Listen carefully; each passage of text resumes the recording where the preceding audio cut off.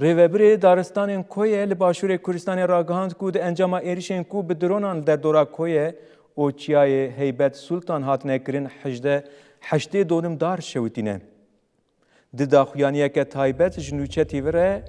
Esed Elî rêveberê daristanên Koyê daxuyakirin ku wan bi alîkariya parastina sivîl û helkê deverê ev agirê ku careyekem bi daristanên derdora Koyê û Çiyayê Heybet Sultan ketibû kontrol kirin lê doh êrişeke din bi dronan pêk hat di encamê de agir ji bin kontrol derket û zirareke mezin gihîşt vê deverê.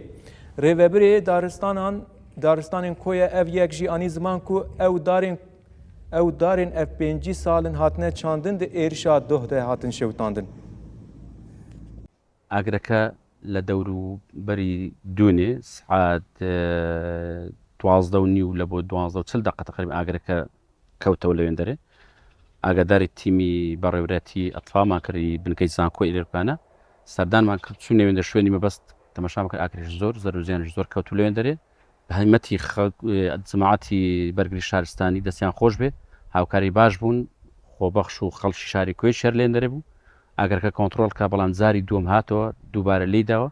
هەندێک کشاینەوە خەڵکەکە دووبارە دەستمە ئاگرەکە کەەوە بەس ئاگرەکە لە کۆنتترۆل دەرس و لە دوای سعات دوی پاژنەوە ڕۆی ئاگرەکە بەرەو سەرچای بستان ڕۆی و لۆدارە بەڕوەکان ڕۆی وردە بەرەو ئەو دیوی چنارۆ شەندەک سوتایە کەوتیتە لێندەرێ شیانە زیانە ژینگەیەکان زۆرن داری بەڕوو زۆر بەبەرکەوتیە داری سنەوبەرزاوێتەمانەیە سەرومانەیە کالپتۆزمانەیە عمریان زیاد لە 50 ساڵە دەبێتن کە چەندراین بەڕوەکانی زیاد لە 30 ساڵەیە کە خزمەت کراین لێندەرێت ساڵان هەر پەردراوتایتن بە دەستی کرێکارەکان وە هەسەندەی سەکرێکارمان نەماوە ساڵانی زوور پەرداوتر لە دەرگا خزمەت دەکرا خاوێن دەکرانەوە لە پوش و پاوان دەپارێزرا بەڵام قەدەری خوای گەورە ئاگرە پیا بوو وڵی بە دارستانی دەستکرد و دارستانی سروشتیمان